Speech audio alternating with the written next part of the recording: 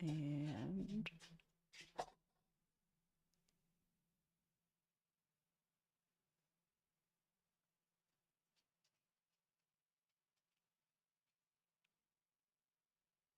it says live, but I don't see anything. So hopefully that actually means we're live. It looks like we're live, but Okay. I am enjoying a nice, pleasant ad. You'll love to see it. Hey, how you doing? Boom, there we are.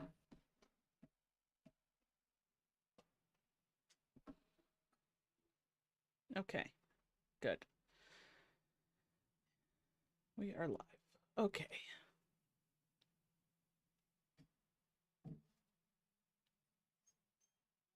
Perfect. Okay. Are we ready? Let's get to it. All right.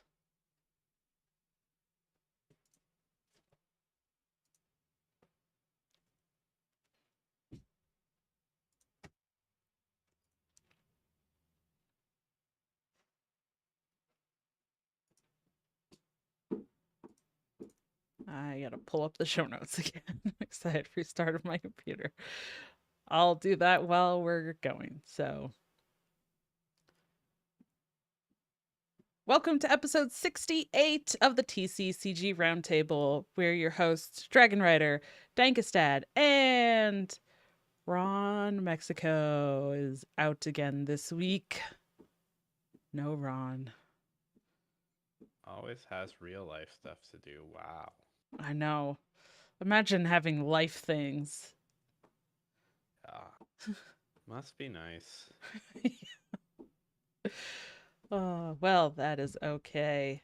We will hopefully get to see him back next week, but you're back because last week you weren't here, so glad to have you back. Yeah, good to be back. And, well, it's going to be the revolving door because I think Ron will be back next week. And then I think I'm gone again the week after that. And we're all over the place, but good to be here this Friday. Yeah, that's all right. Well, speaking of life stuff, anything you've had going on or been up to the last couple weeks? Yeah, so well, I've been out here. I had a friend in town last weekend, which was fun. Got to take him to the Renaissance Fair and show him all of the great sights in Columbus, Ohio, which is pretty much just that hell is real billboard you'll see online. But it was cool. It was great getting to catch up. We played some World of Wild Hearts with the print and plays and got a couple games in, and that was cool to play in person. I've been doing a lot with that, making some videos, playing some more games, and it's been fun. Had my Universes local championship, got to play with my friends in person there for the first time in a while, but yeah. And then work has been busy, but that's not what you guys are here to hear about, right? No data science episode for you yet.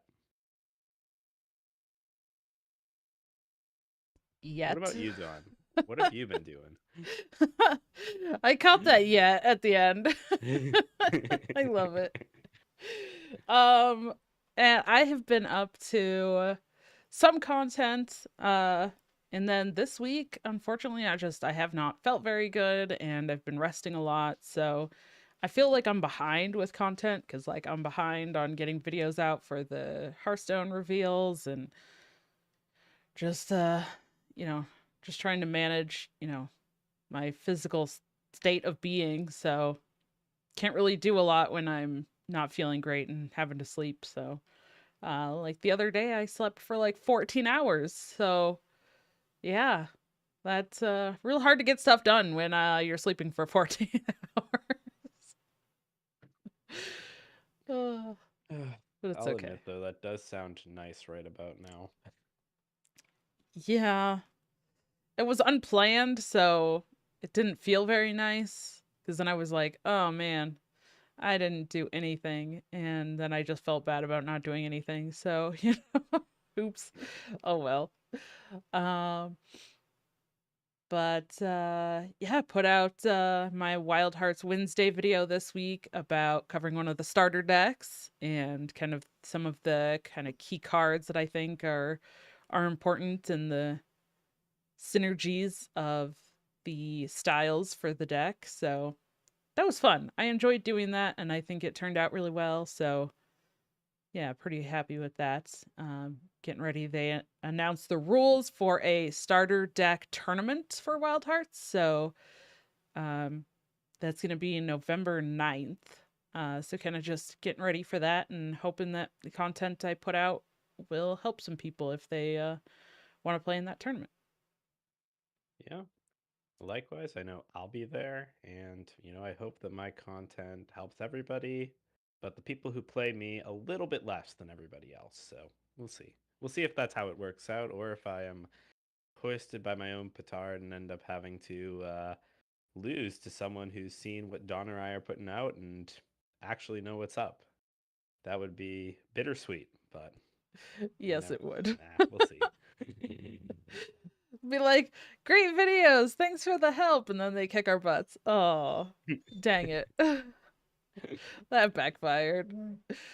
No, that would be awesome, though. Not the losing part, but them like saying that they enjoyed our videos. That'd be good. Uh, so yes. Lots of card game stuff, it feels like. As we've been talking about the last handful of weeks, there's tons of card reveals still happening. For like Lorcana, for Star Wars, for Hearthstone. Um, it's like always reveal season for Magic, feels like. So there's that. I think Pokemon has started reveals for their next set. So yeah, there's Yeah. just lots of card reveals happening all over the place. Yep. And then those New Zealanders will be able to move back home since we're less than 2 weeks away from TCG Pocket. Yes. Yeah. So, of all of those card reveals that have been going on, have there been any cards, Don, that have stuck out to you that you've really liked? Um, I mean, you and I were talking about for Hearthstone the Ceaseless Expanse, which is just it's a 100 cost card that gets discounted for each card that is drawn, played, what is it? Drawn, played, or Or destroyed. destroy? Yeah. And then the battle cry, destroy all other minions, and it's a 15/15. So that card's very interesting. Um, and then there's been a couple really interesting Star Wars cards that I can't remember like exactly what they are off the top of my head, so I can't just start spewing them off. But yeah, very interesting combos. I feel like for me, a lot of the Vigilance cards are really standing out for the set. And I kind of just want Mm, to play Vigilance in the next set. So or maybe at the pre-release if I can. Obviously that's gonna just depend on what I open, but Vigilance cards look yeah. cool. Yeah, I saw a spoiler today for Chancellor Palpatine playing both sides, who flips to Darth Sidious playing both sides. And while he is cunning on both sides, he is heroism on the Palpatine side and villainy on the Sidious side. So it's the first leader that incentivizes you to play both heroism and villainy in the same deck together, but only, play one type of each card on each turn cycle, because you can flip back and forth between the two for benefit when you play a card matching the aspect. So pretty cool design. You can't deploy Palpatine either, very much like the Chancellor in the animated series and prequel media. He is just lurking behind the scenes, not really doing much himself, but really, really cool card and deck building puzzle. Yeah. There's some really cool looking cards. I feel like I'm really excited for this set for both Hearthstone and for Star Wars. Like the cards that they've been showing for these sets are both really cool looking so far. Yeah, I know. Star Wars, it's looking more and more like the good set one cards are getting that competition they need. So I'm excited to play Standard once Twilight of the Republic drops in a few weeks. Yeah. All right. Do you know of any competitive news? I know we're really kind of in the midst of all the reveals, but that's kind of Yeah, what I know of. yeah, I think all is quiet on that front for now, but in a few more weeks, I think we're going to be getting a lot more news. Hearthstone World Championship is sneaking up on us. That will be coming up very soon. And then Star Wars Unlimited will start to roll out those planetary qualifiers imminently. So we will definitely have more there for you in a bit, but right now it's just been pretty quiet with not much change from the last week or two. All right. Well, how about getting into the main topic for this week? Do you want to introduce it? Sure. So today we're going to be talking about my favorite way to play card games, and it's draft. And, constructed is really fun. We Some of us love deck building and some of us love playing great decks that others have built. But in draft, you kind of have to do both. You can see what other people have drafted and try to draft like that, but you often can come up with some things that are pretty unique and effective. It's a novel experience, and with it being a little different every time, you really get to enjoy all of the cards in a set in a way that you don't usually get to in constructed formats. So, draft is pretty cool, and I'm excited to share more about what I do with it with all of you guys. So, let me ask you, Don, are you a big drafter too? Um, I wouldn't say like big drafter, but I definitely have done drafts before. I feel like usually I tend to play more constructed, especially in Hearthstone, but I've also been a fan of like sealed formats, which are a little bit different Mm, than draft. So it's not quite the same as constructed, but it's similar to draft. But I've definitely done some drafting. I have done Star Wars sealed. So not done drafting specifically for Star Wars. But that's kind of the closest there.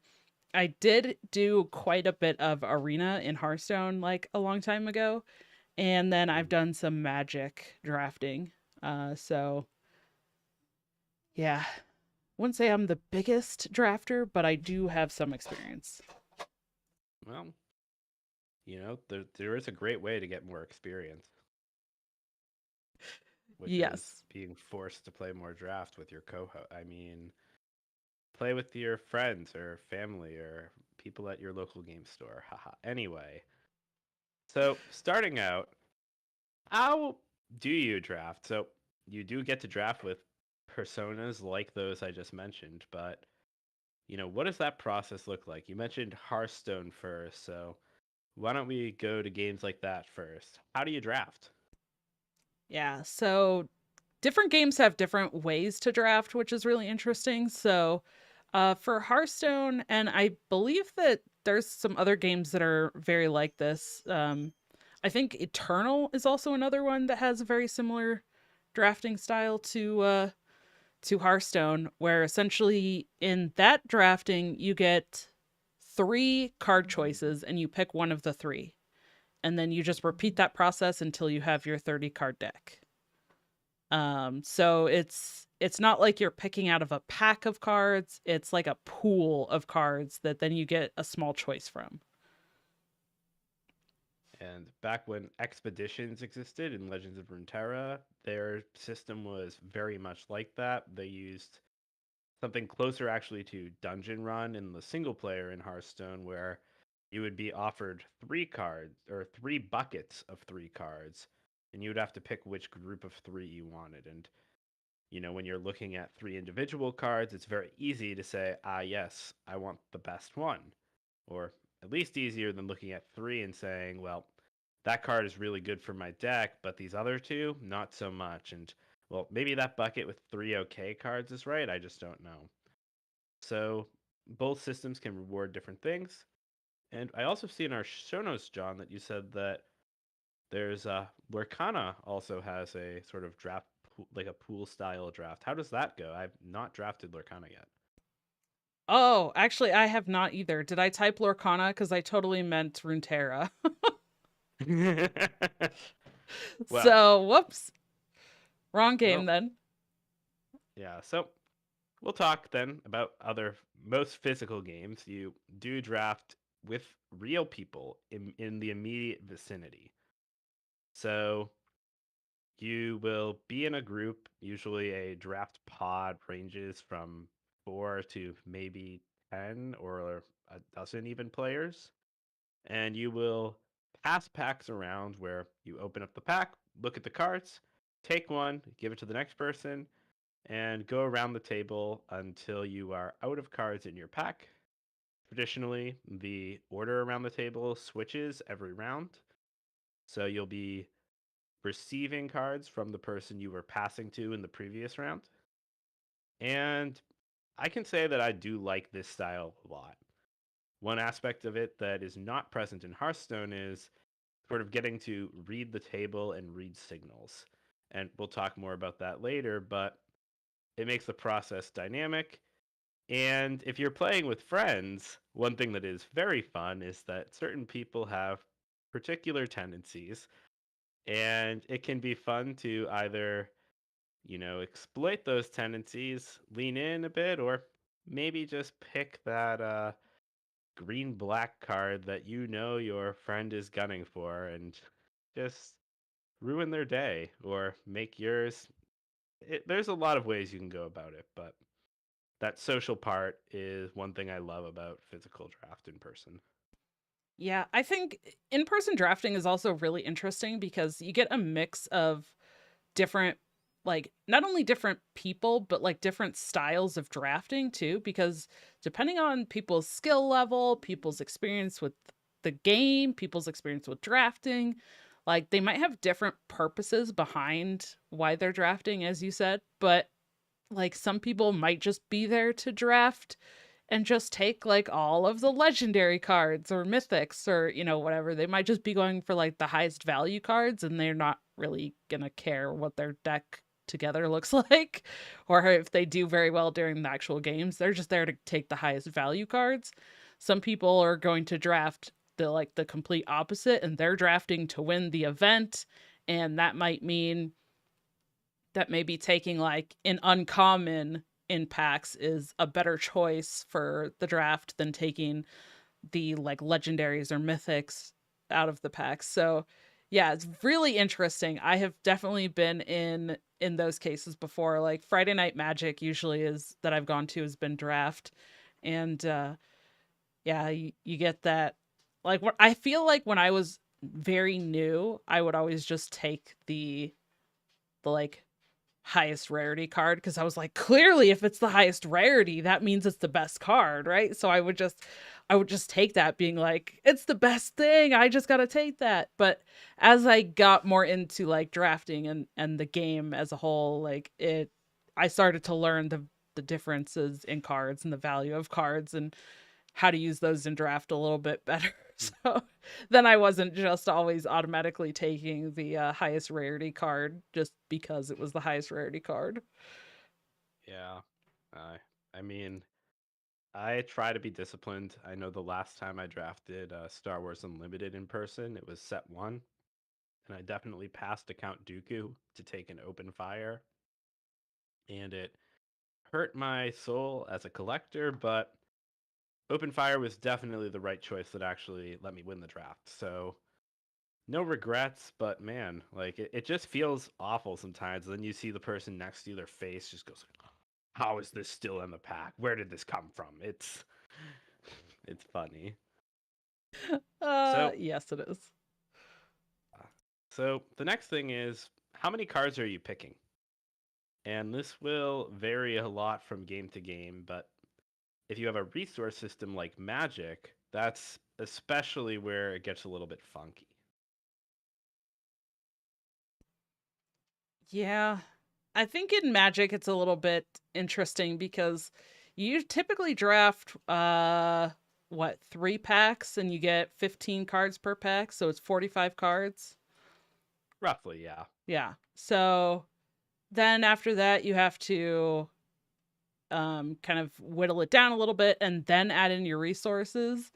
Um and I believe for draft it's 40 card decks, right? So um you're looking at, kind of whittling it down underneath and then adding in resources to get to about 40 to 45 cards in your deck typically. Some people are going to play more, some people are just going to play at that 40 cards. Again, kind of depends on what their strategy is for the draft. So that's kind of like the base, like, okay, what am I even drafting towards in terms of cards? And then do I have to add in resources to also make up part of my deck? Or are the cards that I'm putting in my deck resources like Star Wars or Lorcana? So, considering the resources and whether you have to add those into the deck in combination with the cards that you've drafted is definitely something that people should think about as well. For sure. And another sort of offshoot of this that is something that's a little bit less considered is which percentage of your draft pool actually has to go into your deck. So, like Don was talking in this example about Magic, if you have about 45 cards that you get to pick, generally for a draft deck in Magic, you want either 23 playables and 17 lands or 24/16. Those are the most popular ratios generally. So you need to play a little bit over half of the cards you pick. And that means that, on the other side, just under half, about 21, won't make it in. So you have a little bit of leeway to be aggressive with your picks earlier on, trying to pick strong cards and then eventually going toward what the packs and other picks point you toward in terms of what's available, what you can get a hold of, etc. But now, Magic is just one game. And if you're playing in Hearthstone, for example, in the arena, you need to play all 30 cards that you pick.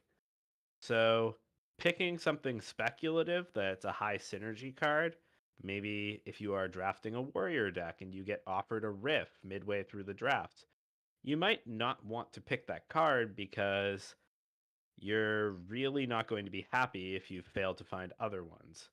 So that margin for error and like room to speculate is a lot lower.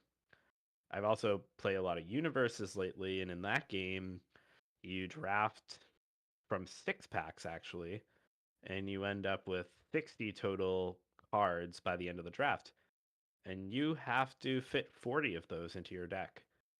And 2/3 is a much steeper ratio than Magic's half.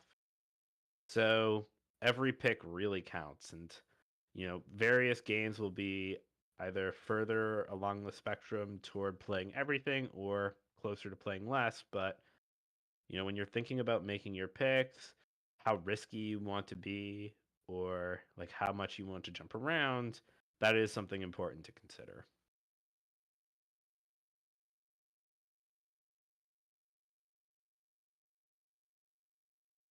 And naturally, this segues into the next part.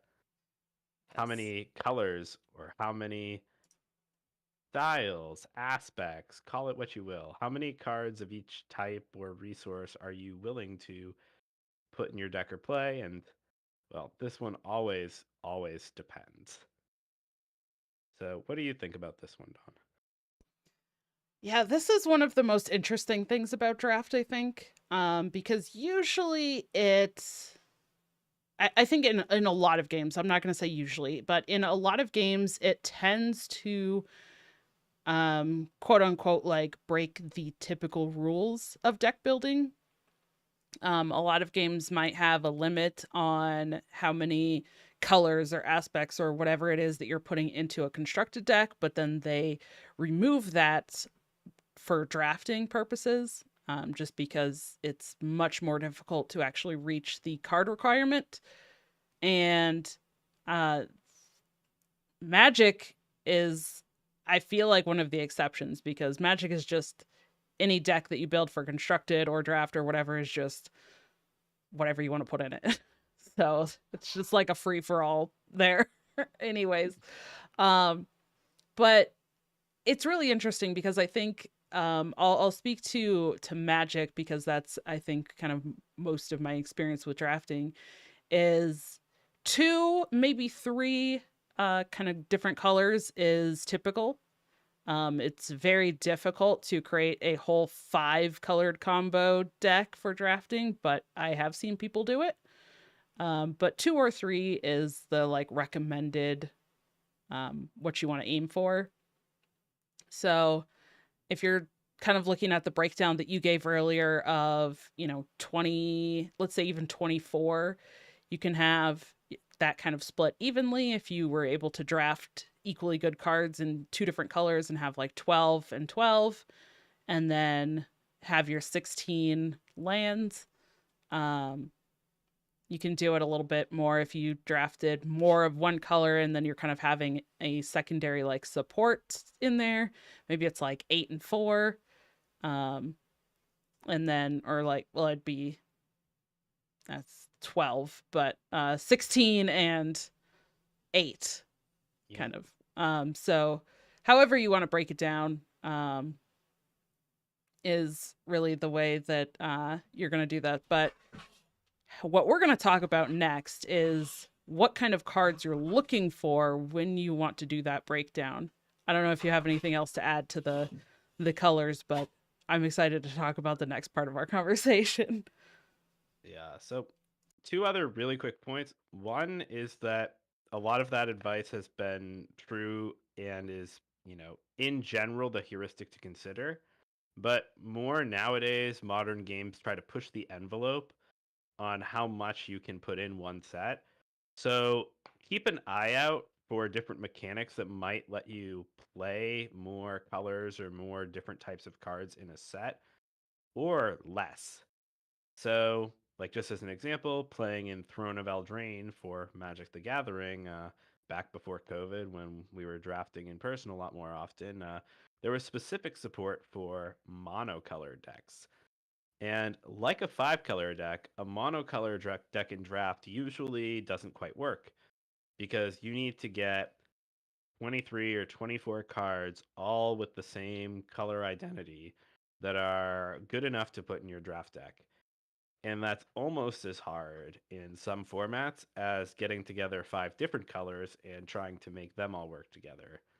So, both look at the context of the format and also keep in mind that trying to focus too hard in one area can sometimes be just as bad as spreading yourself too thin. So, what makes these cards good?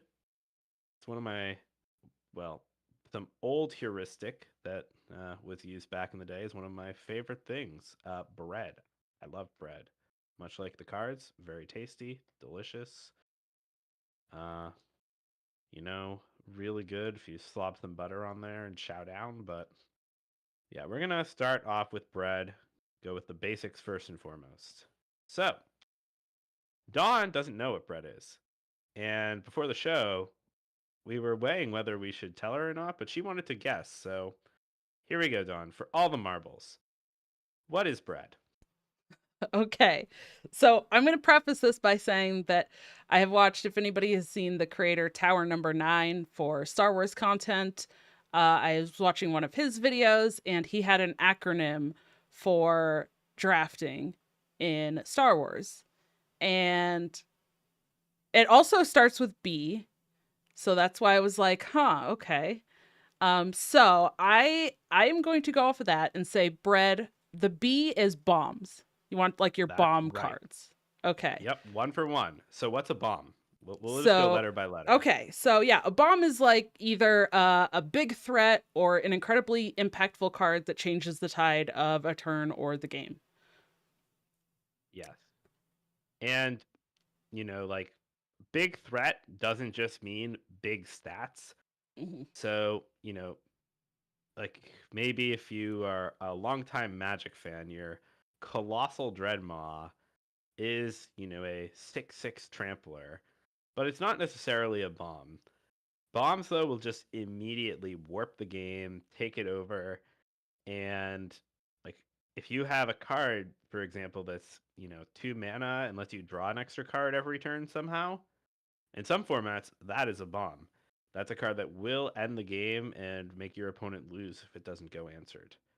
So for this category, try to look for cards that are generally more mana efficient or resource efficient than other cards in the set, or have really powerful snowballing effects that work both when you're behind and ahead. Yeah. Okay. So the next letter, R. Now, going off of my knowledge of magic, Andy said this is an older acronym. I'm going to guess R is for reach. Reach. Yes. Like the keyword reach, like Like we're the blocking keyword flyers. reach. Yes. Unfortunately, no. We No. are not. You were reaching a little bit there. It is Hey, it's a good it, guess. it is a good guess.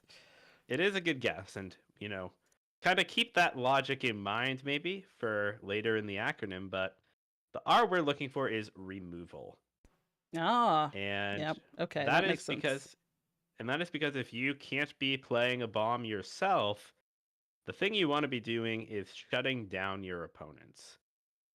So even that card that might not make it in constructed, that costs a lot of resources but gets rid of another unit on the board, that card gets a lot better in draft, where sometimes you just will not have the means to get rid of something either through combat or whatever the game sort of unit interaction system is. So, like if you were a Star Wars Unlimited fan, you might remember seeing Vanquish an awful lot in set one draft. Maybe not in the most constructed decks, but to be able to spend 5 resources to take out any non-leader is really, really good when you're not going to be able to attack into a Boba Fett, say, with cards that you've drafted or deal with it any other way.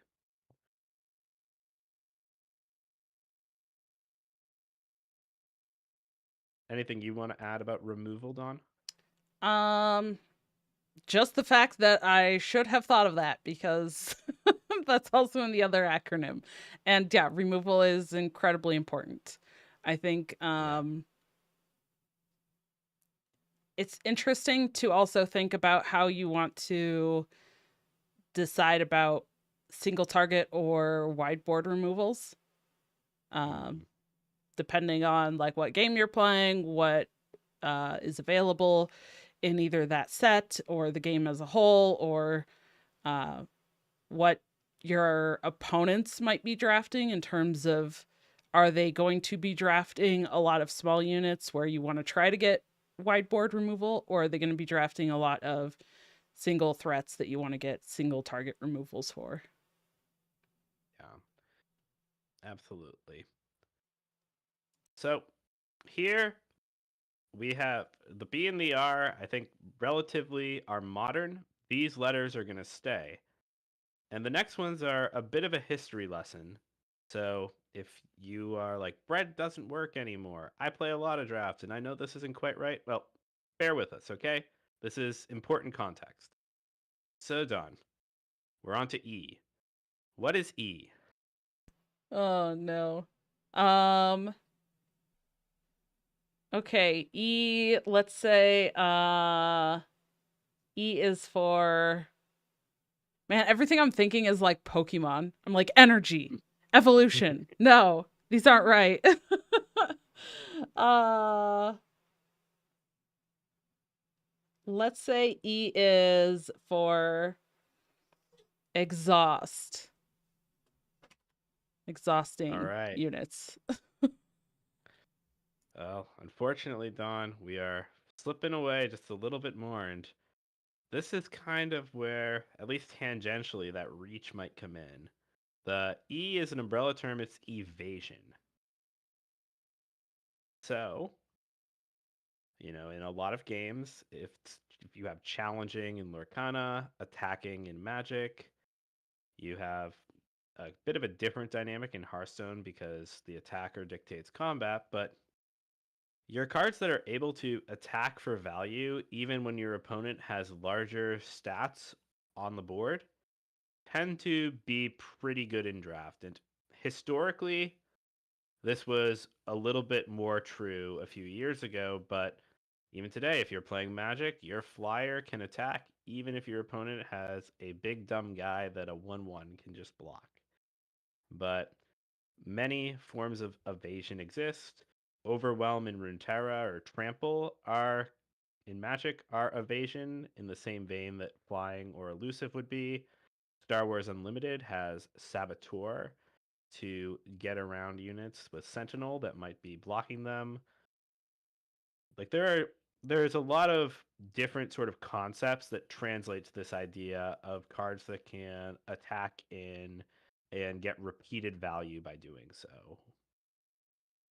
So on the flip side of that, you cards that can stop that kind of apply here as well, or at least this is the category where I think they belong.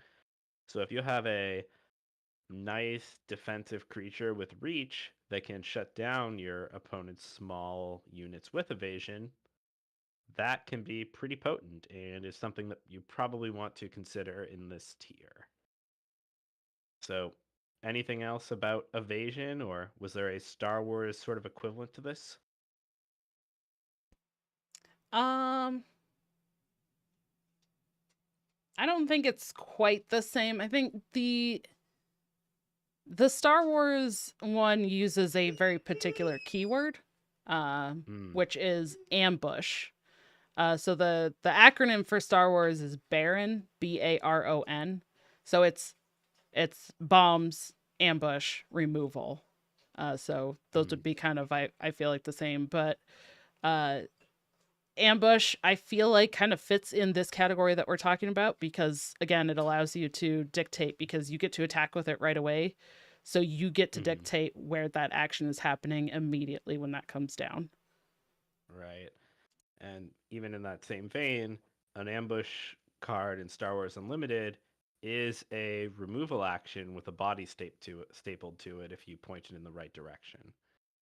So that makes a lot of sense, and I think that's a pretty smart way to look at Star Wars Draft. All right. So there's an O and an N left for Star Wars, and we don't Yeah, have an O or an N I here. know. So uh but hey, you play card games. I think that if there are any two you're just gonna guess blindly, it's probably these. So A, Oh what do we no. got? Don't put that pressure on me because I'm still going to get these wrong. I'm going to say, like, aggressiveness. You know what, Dawn? You're back in it. You're 50-50 again. Yay! So there's a lot of terms that people use, aggression or aggro, and it's basically talking about playing cards that have good stats for the cost and are at least effective at what they're doing, even if they don't have really crazy effects or particular synergy. This is where uh, your Yetis back in the Hearthstone day might show up. Maybe your 3/4s for 3 in Magic, cards that can trade up perhaps if they have an aggressive stat line, but generally good stats for the cost. I would call this more tempo than aggression, but you want to be playing units that fill out the bulk of your deck and are high impact when you play them. So I mean that's straightforward, but Don, do you think there's any more nuance to it you want to mention? No, I think you got it pretty good there. All right. But last but not least, the D. So here we go. If you can get this one right, you are going to be over that halfway point. So, Okay. Well, just like I kind of figured for the A. I think I'm going to go kind of the opposite direction and say defensive or defensiveness for D. I'll give you partial credit. so, Yay. so the D here is the last thing, like the thing you put below everything else, and that is sort of duds, dirt, call it what you will. These are the quote bad cards. And the reason why I'm giving Don partial credit for defense is because a lot of the time in draft, a bad card is just a card that can't recoup its own value. So in Magic, we have defenders. So these cards famously cannot attack. They often have 0 power. So while they will stall for time and eat up some space on the field and essentially gain you health, your opponent's cards will just chew through them and will essentially put your opponent up a card. Because even though that defender stalled a little bit, you go down a card not progressing toward winning the game or removing your opponent's resources. Now, in a similar vein, cards that gain life also fall into this sort of pool where they're a card that can be defensive, be good, and buy you time, but in draft, you're giving up a card and not seeing tangible progress toward ending the game or dealing with the snowball your opponent's presenting. But these cards do see play in constructed. So, Don, you want to hint a little bit at why, we might play those cards in a constructed set but not draft? For which cards specifically? Just in general, sort of the Like, defensive stuff oh, like walls, play cards that say gain health. Like what makes constructed different? well, constructed is a little different because you want to have support for certain things. So, like, I feel like typically those types of cards go into more like control style decks, where they're serving a really specific purpose. Um, in draft, they're a little bit more general and they're not quite like what you want to be doing. Um, but in constructed, they're in there to stall the game and get to your win condition, get to whatever it is that you're trying to find. So it's like Mm-hmm. mostly a stall tactic. Right. And in draft, a lot of the time, your win condition will be getting a bigger field than your opponent and reducing their life total to 0 by attacking them or challenging them or claiming lore, doing whatever it is with your more impressive board. And in constructed, you can find these cool win conditions that blow up the board, do something amazing, and get you repeated value in the long run. Stop your opponent from drawing cards, make them discard cards, draw you extra cards while protecting your board. There are so many of these cool win cons that in draft you probably won't have access to, and even if you do, you might only have one or two. So it just becomes a lot tougher to justify cards like that. So I think Don exactly had it. And they're also, and this is where the duds part is from originally, are lots of cards that are just bad. And this is one of the parts of this that is a bit dated, but sometimes you'll just have a card that doesn't really meet the power level at all. It's understated, has a really niche effect that isn't even useful when that niche is filled. There are some cards that might just be pack filler if you're a pessimist about it. And you want to try to avoid those and only play them when really, really necessary and you have powerful cards to justify that just require those sorts of tools for consistency. But now that you guys sort of have had your bread, had your fill of that, we can talk about what's changed. And the thing that you're not seeing in this acronym anywhere is synergy. Just like a good business class, synergy is a word that we're going to say a lot when talking about drafts nowadays. And this wasn't so much a principle back in the day. You just wanted the big guys that gave you good stats for the cost and could go face. But Now, what's going on, Don? What do we got in our booster sets now that makes this sort of synergy enter the picture?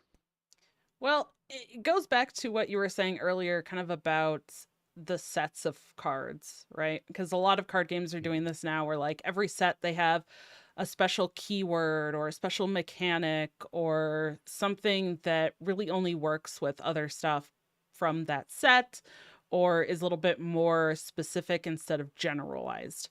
I feel Mhm. like a lot of the card games, like they're either early sets or older card games especially, and when I say older I'm talking Magic, maybe Yu-Gi-Oh a bit, Pokemon, and Hearthstone even, which is weird to call Hearthstone an older card game, but it is.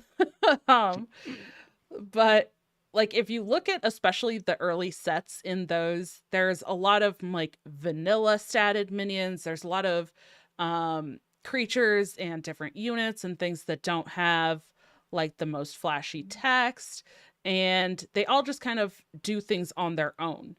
But now a lot of card games are really building each set to have synergies and be synergistic with other cards in the sets. So mechanics like what we're seeing with this new Hearthstone set, like the starship stuff, right? You need specific starship pieces to build the starships. And if you're drafting, for example, and you're looking for those, you aren't going to get that mechanic if you don't draft any starship pieces.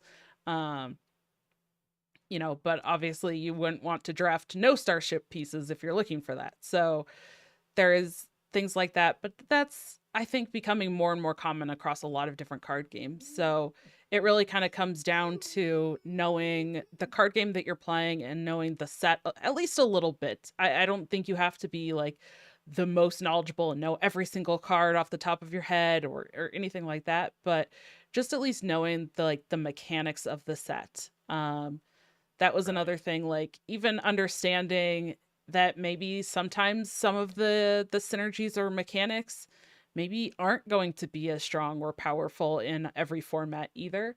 That was something for the set 2 for Star Wars. I didn't really think that some of the bounty and that kind of stuff was going to be necessarily as good, or it didn't feel like it was as strong in some of the packs and stuff that I was getting. So for me, what I did is I just drafted a ton of ambush stuff, and that's what I didn't draft it. I was playing sealed, but I used the ambush cards and just built a really powerful like aggressive deck and just kind of skipped over using the mechanic that was built into the set and just said my synergy is just having similar traded cards, like they're all the same trait, right? This would be Mhm. like minion type or something else in other card games, creature type. um so then I just kind of went, okay, I'm going to go heavy on that and heavy on ambush, and those are my synergies. So I'm really just kind of playing the aggressive deck. I'm playing the I want to be making the decisions and be, kind of going for that. And it did really well for me. So that was kind of like an interesting take on synergies, I think, instead of just going for the mechanic. So there are a little bit different ways to do synergies in different sets and different card games. Yes, and I could not have put it better myself. Now, the unfortunate reality for us nowadays is with card games and draft being a bit more popular than they used to be back in the day. And, if you have tools like Magic Arena and stuff where drafting is popular online, you're going to find a lot more smart players like Don than silly players like me a decade ago when I was getting started. So, understanding what those players might prioritize and do can be a way that you can win. And when we mentioned signals earlier in this conversation about what you see your opponents passing you, might give you some leeway. So, like just with Don's example, right? If Don is really going in on taking these ambush cards, but I am sitting next to Don and I see these bounty cards coming my way, I might think to myself, well, I know that the average bounty deck doesn't perform at the level of these ambush cards. But if there are payoffs for bounty that Dawn could pass me that she might have to give up because her deck doesn't support it, I may have an avenue to end up with a very, very strong deck because I know that these other smart players at the table aren't going to be pursuing the same thing. And if everyone thinks this and just passes around all the ambush cards, then Dawn will make us all look like absolute fools. But if we have this read that more people are sort of going for that strategy, we can adapt. And this is what makes a healthy draft format. The meta will kind of go every which way toward which strategies are more popular, being the ones that are objectively more powerful if everyone's going for the same thing. But if, people start shifting too hard one way, even a less consistent strategy can be better than the best strategies when you get all the tools you need. So there's a bit of self correction, and it makes draft really, really cool, not just the first time you sit down and maybe you're just playing some pre release or doing a draft for the first time a set comes out. If you keep going and keep playing over the course of the set, people will get smarter, new strategies will show up, and good card games will give you a great experience that keeps you coming back. And, well, digitally, my beloved Artifact, I think, was the king of this for its short reign. Star Wars Unlimited, I think, really does deliver on that experience right now. So if you are looking to try out a game and get into draft, that is the one I would suggest to you. Speaking of Star Wars drafting, I would like you to now guess the last two for the Baron acronym. So again, that's Baron. So for B, we Hmm. had We had bombs, we have bombs, ambush, we have ambush. removal. Yep. Mm. Oh, I'm gonna guess is just overwhelm or cards in general that can push damage through defenders and through units. Ooh. Good guess. Not correct, but that was a good guess. No, this for this one, he actually has O is for opening. So like the Hmm. opening of your play. So this is thinking about like the beginning couple of turns. So Mm-hmm. he really has this kind of system of drafting a little bit more heavy in like the early game style. So really looking for like your ones, twos, three drops to make sure that you're actually hitting cards that you can play early in the game and not missing those turns. Yes, that is very important, and curving out is good. Just this is where you whip out that hypergeometric calculator, see how many in your six cards, how likely are you to hit a two if you have, say, six or seven in your deck, and with only 30, that math tends to surprise people with how much you need to be consistent, even with such a small deck. So Yes. yeah, Yep. you got me there, but maybe I can redeem myself for N. Okay. Do you want any hints? I didn't give you an. I gave you one little hint. So give me like a hint, but like a very indirect one. I'll Okay. take it. Um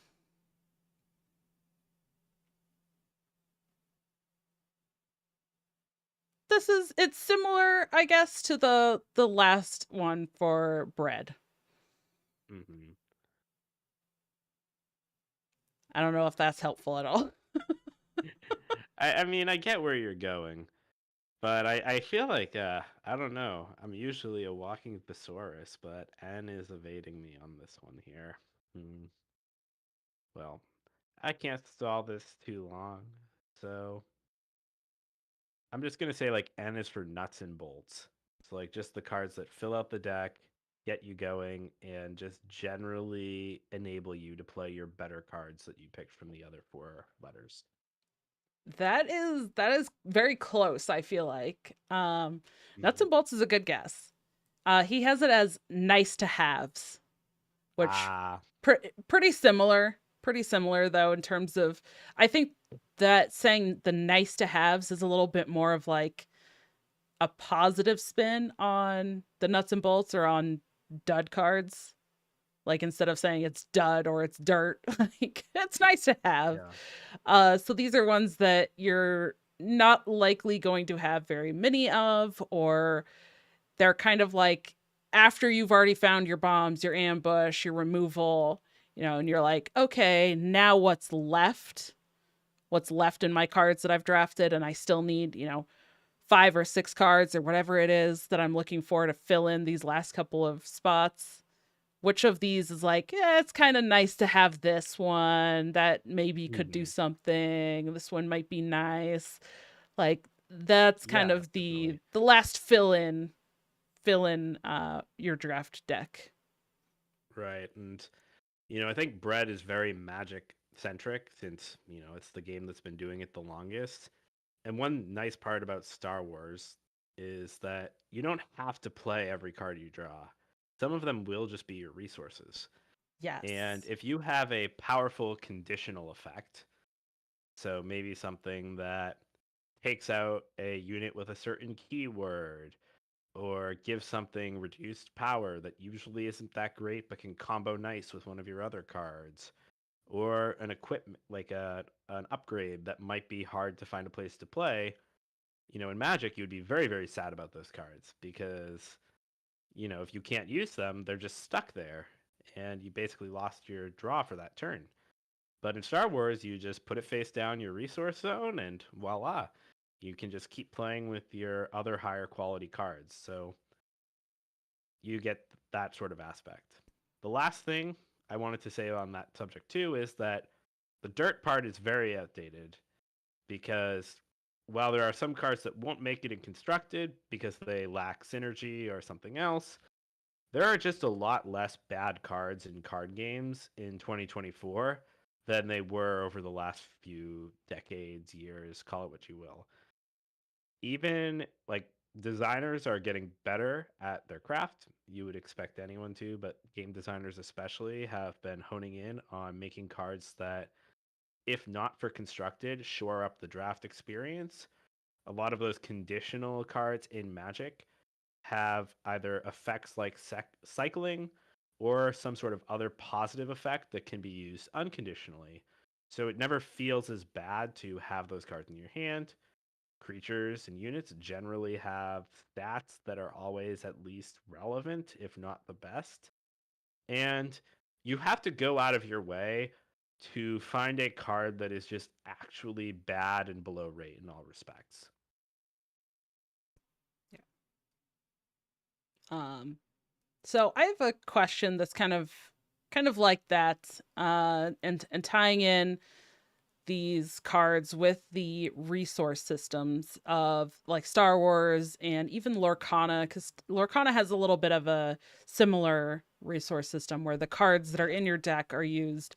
It's only, particular cards can only be used as putting down as a resource, but Star Wars, you can put any card down. But is there ever value in drafting a card specifically that you're going to use as a resource? Or would you say just follow the kind of ideas and general topics that we've covered? And then when you're putting your deck together, you want to aim for building the best deck you can and then only focus during gameplay on which cards you're going to resource. So I think that you definitely want to think about it in deck building. So this is just an example from my last draft, but I was playing a cunning deck with a splash of aggression in Star Wars. And I ended up in a situation where late in the draft, I had 8 solid 2 drops. And the card comes around, and I'm forgetting which upgrade it was, but it was a pretty marginal upgrade. And I had to pick it against the ninth 2. So there's a real trade off there. Do I want to pick this upgrade that will sometimes be very, very good, but I will often just be using as a resource? Or do I want to pick a ninth 2 drop to have more consistency early And, because I have done the math on this, I decided that I valued the upgrade over the two drop because 8 2 drops gives me enough consistency to see one on turn two every game. And being able to have access to this one situationally powerful effect sometimes is worth the trade off of that tiny bit of consistency going from 9 to 8. So when you're picking, it's very difficult, say, third pick in the draft, to look at a really strong conditional effect and say, yeah, I can just resource this. But if you already have things that you need, you already have answered those big questions of where am I getting my bombs? Where am I getting my ambush? Where am I getting my removal? Like, you are going to be able to then say, ah, yes, I can pick this cool thing because sometimes I have this silver bullet when I need it. Yeah. I think that was really well said. I agree as well. I just wanted to bring that up as like I think that's important to talk about in some of these games that your cards are going to be used as a resource. You definitely Right. want to look at those cards not as hey, I'm going to pick this so I can just use this as a resource. I've had cards even in sealed where it's kind of like the last filler, like the nice to haves, like you said, right? Like it's sometimes it might be that silver bullet or that nice card that you really need in that scenario, and other times it's just going to be a card that you say, "Cool, I can resource this and save the other cards in my hand that I want to be playing." Right. And it's interesting. Like it always will come down to opportunity cost. And in my situation, I don't think it was close.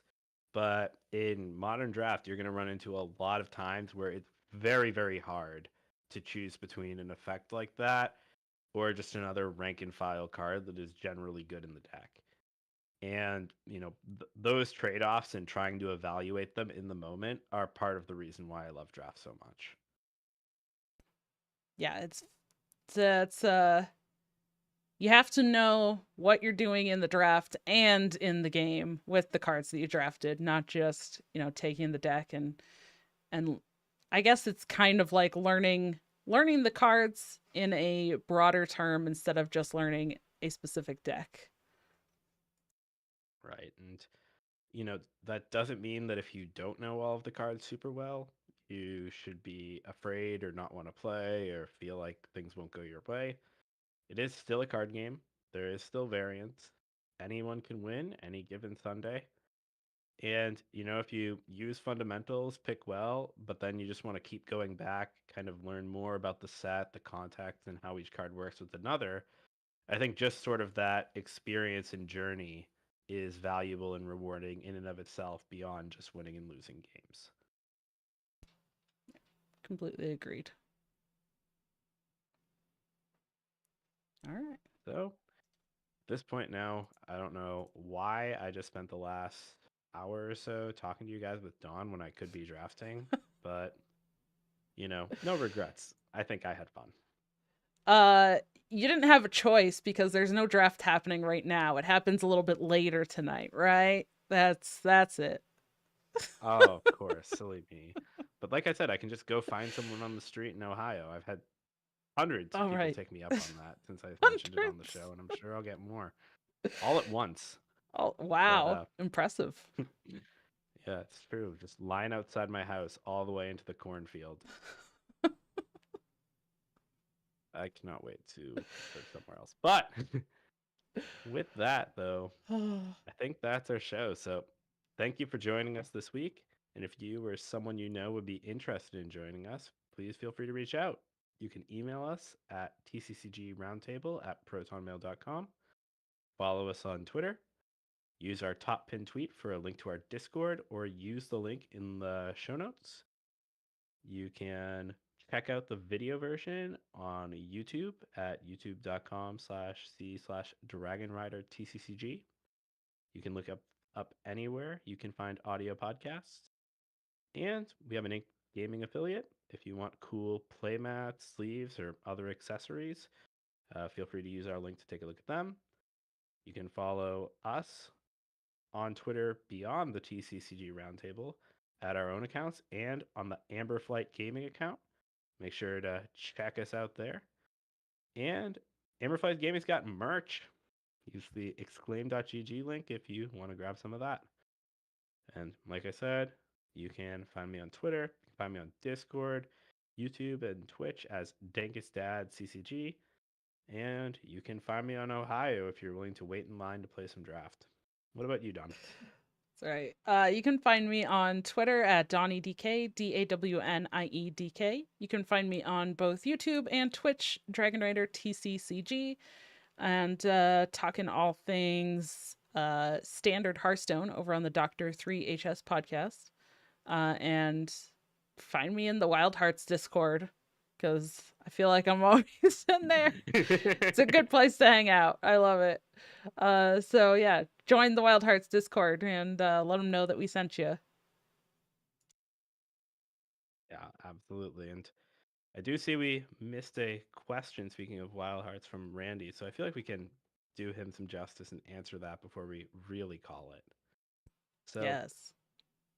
Randy asked, when you're building a deck in draft, how often do you think about the odds of getting some cards that would synergize well with the card you just pulled when determining to keep it or not? Or do you just assess the cards on an individual level? And I get to give Randy my favorite non answer of it depends. But typically in more modern games, you have to look more toward that synergy than you would individual power. And when looking at the individual power level, you want to treat that as the floor of the card.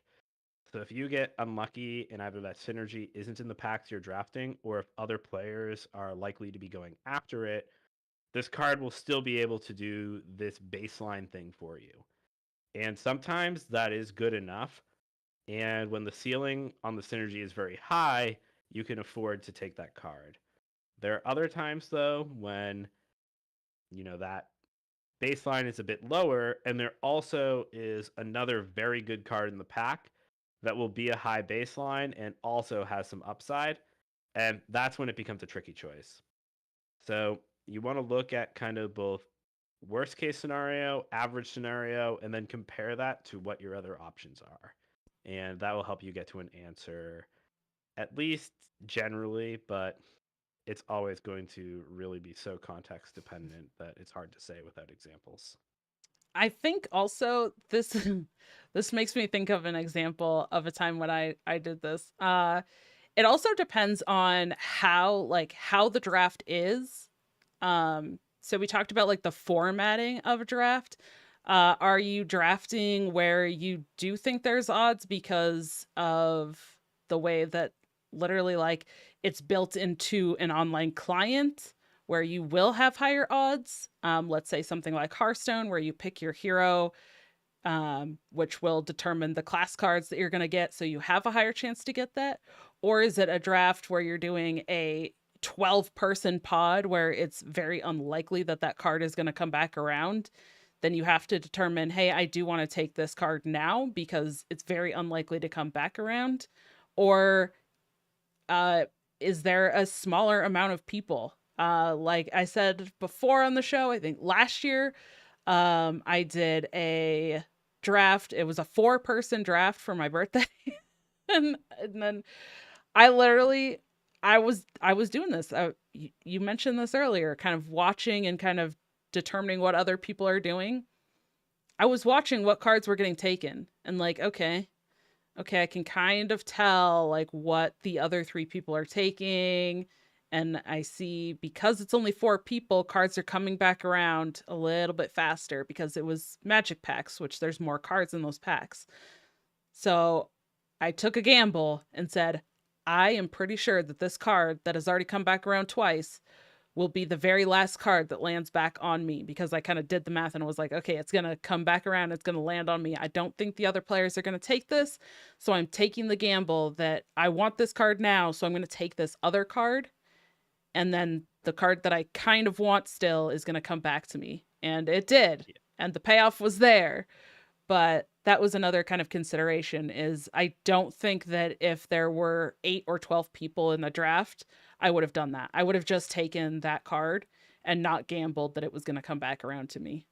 So, Yes, definitely. And that's another big part of that context because in any game, no matter what it is, the more people who are drafting in a pod, the less likely your deck is to be as synergistic or powerful.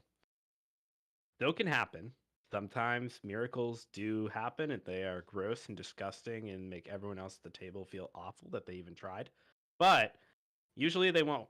And with four people, you have near complete information because you see what's being passed to you or what you're passing to two out of the three other players.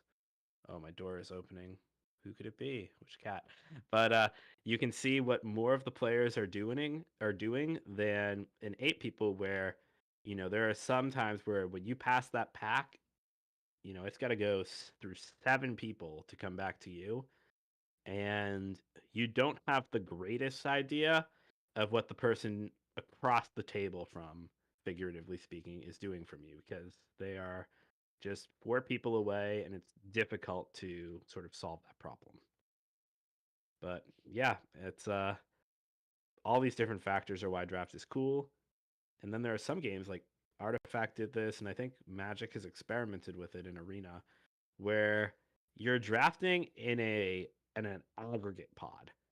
So you're not drafting with around the table with seven or eight people. You're picking from a pack, and then that pack goes out into the ether, and someone who needs to pick from a pack with the same number of cards gets it back. And that system is fascinating because rather than thinking about the individual table, you're thinking about the overall metagame for that draft format where you need to think about which colors are prioritized, which cards are at any given rarity. And it's really, really interesting. And, whether it's the best or most skillful way to play draft, who knows?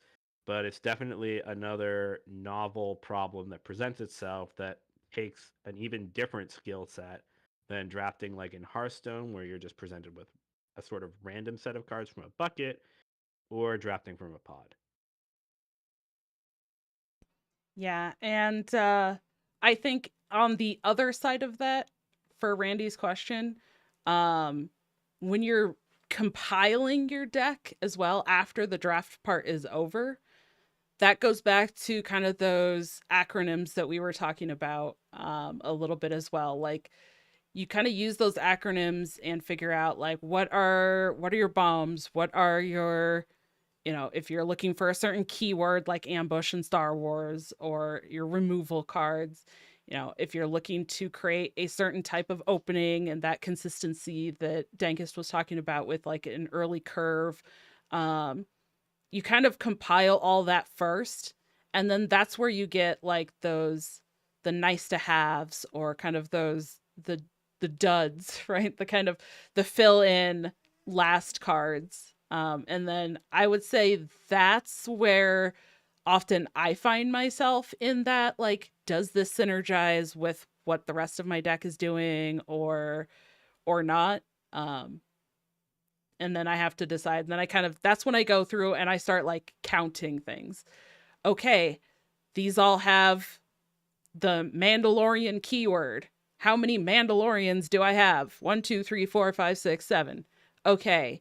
I feel like that's enough for this card to synergize. So I will keep it in the deck as one of my like nice to haves, one of my fill-ins. Yes, no. Does that work? Okay. And then I kind of just take it like card by card like that. And then I usually do one more like run through of the whole deck and I break it down by like cost usually. So I set out like all my Mm-hmm. ones, all my twos, all my threes like in columns. And then I kind of look at what I have and then see is there something I feel like I'm missing? And if yes, do I have any cards that fit with that?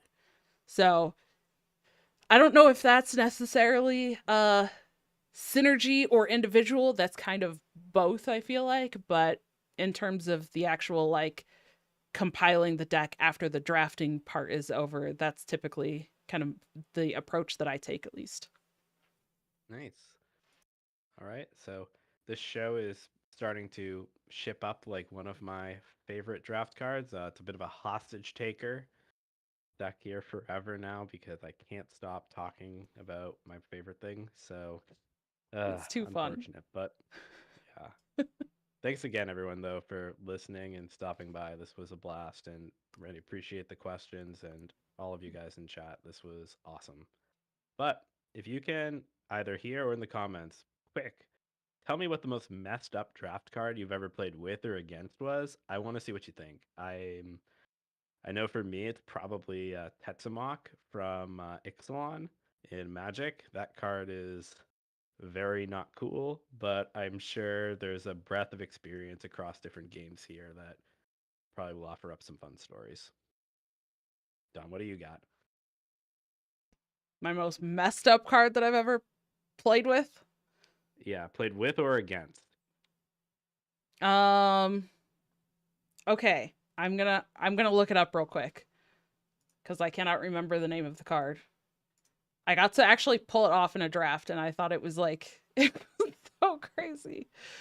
Um Hold on. Okay.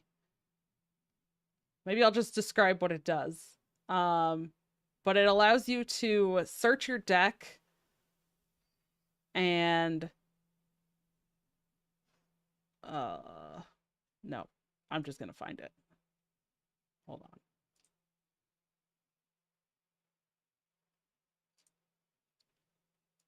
on. Okay.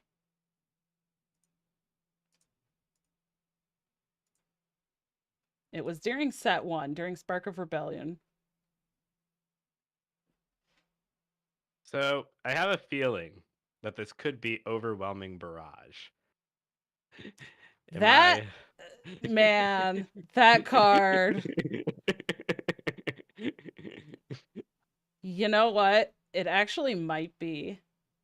But I had a couple different like really cool synergies. Overwhelming Barrage was definitely something that I played in one of the, again, these were sealed because they were pre-release events, but still very Yeah. similar. Um Hmm. Let me see.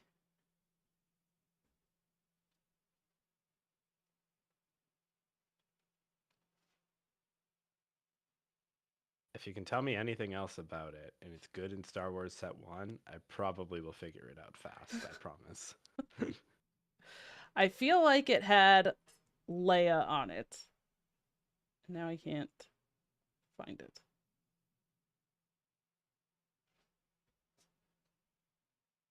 So was it a Wait. heroism card?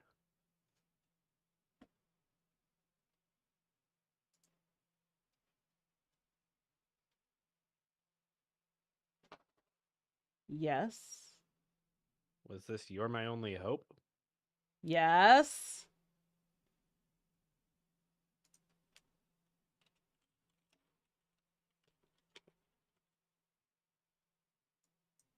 Oh my gosh. Now I can't find it. Is this the look at the top card of your deck? You may play it. It costs 5 less. If your base is 5 or Yes. less remaining, you can play it for free. Yeah, that's a good Yes. one. That's what it was. And I got to pull off this huge combo where I played that, played something for free that searched my deck, and then I got to play another one and do it again. And I think I drew like 3 cards. I searched my deck. I played multiple cards and got to play an ambush and attack, like all in the same for the same action. It was Yeah, sweet. that is just the gross combo. Yeah, it was fantastic.